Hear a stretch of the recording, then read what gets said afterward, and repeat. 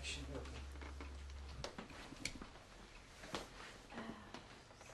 Okay. Can you tell us about yourself, your name and your position? What do you do? Okay. I'm Deborah Blue. I am Dean of the College of Arts and Sciences at Oklahoma Baptist University in Shawnee, Oklahoma. What was your first impression about Turkish people and Turkey before you met Institute for Interfaith Dialogue volunteers? I am sad to say that I really knew very little about the Turkish people.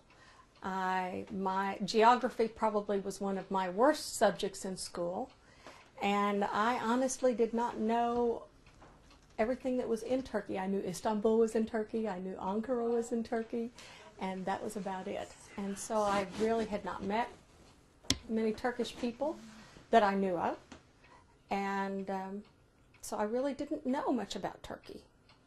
And probably my only impressions were just very general ones about, and sadly were probably fairly negative. Mm-hmm. Just since 9/11, that kind of thing. Yeah, But not anything very specific. I just didn't know much about Turkey at all. Just one of the Middle Eastern countries. Just one of the Middle Eastern countries, yes. Okay, have you ever had a hesitation to go to Turkey when you got the invitation? Actually, no. No, when I was invited, my instinct was absolutely. Now, my brother, when he found out, said, "What are you thinking?" But I said, the opportunity to go and learn overrides any fears I might have. And so just an opportunity to go and learn was just so powerful that was the driving force. So how was your family's and friends' reaction?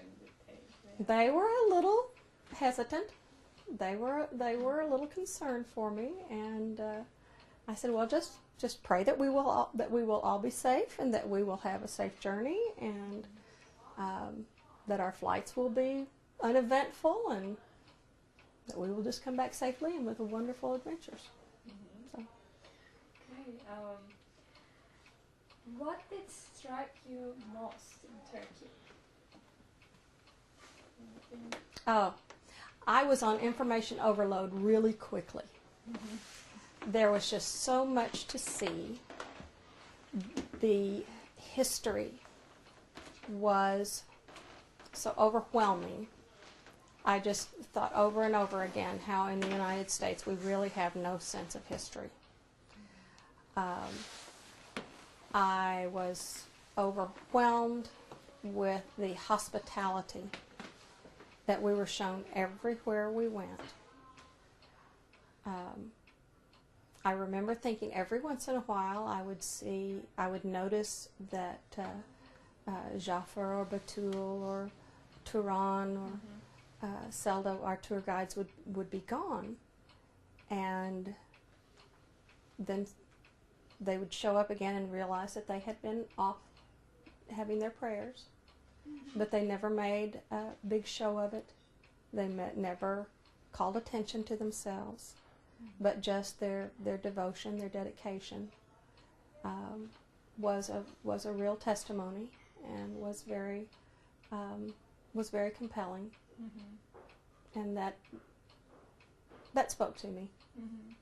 What do you think is the source for this hospitality or friendship in Turkey? Well, part of it is I presume, very well ingrained culture. That you have just over generations and generations have taught each other well to be good hosts and hostesses. But I think it seems that it also is rooted in your faith, that is just part of who you are. And that comes through very clearly. How your impression about Turkey and Turkish people changed after the trip, if you Oh, compare it? my. Well, you were starting from a pretty blank slate going in because I really had so few set impressions going in. But coming away, it's I just have such warm feelings toward the Turkish people and such lovely impressions of the country.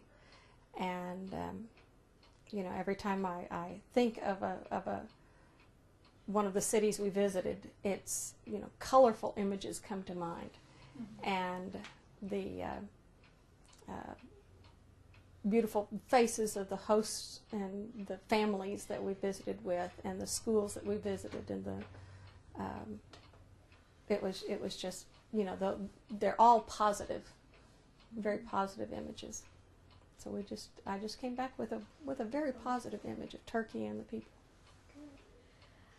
How did you feel when you learned that through centuries, many civilizations and many religion lived in Turkey and people really lived in peace? And how did it change your views toward establishing peace in the world?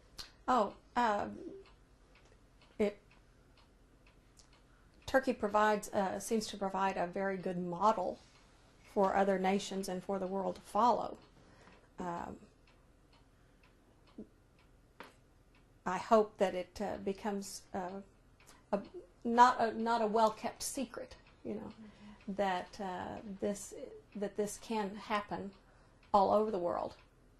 Now, I think one thing that Turkey has going for it that is very helpful is that it is it has the roots of all of these faiths, and so it's the roots for Judaism and Islam and Christianity. Mm-hmm. So I think that's probably in somebody's purse there, but it's not mine. No. Yeah, there it stopped.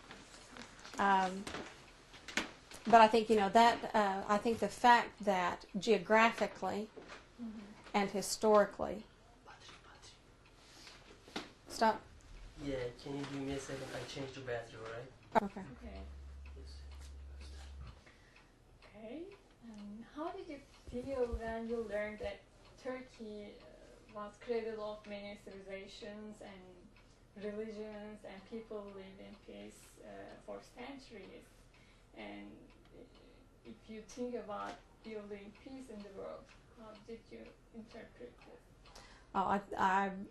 When I realized that was the situation, I began to think, that is an excellent model for the rest of the world.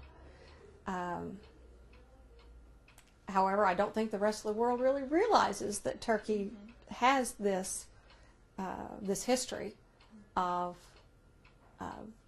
many different cultures and many different faiths living in peace. And so it is something that the rest of the world needs to know about. I think an advantage that Turkey has is that geographically, that it physically and historically has the roots of Judaism, Islam, and Christianity all right there. And so they all can go, physically to some of the roots of their faiths, and nobody wants to destroy their own homeland, of their faith, whether or not that is the homeland of their country. They don't want to destroy the homeland of their faith. Mm-hmm. And so I think that certainly is an advantage that Turkey has, but it is a model that I would like to see emulated around the world. Mm-hmm.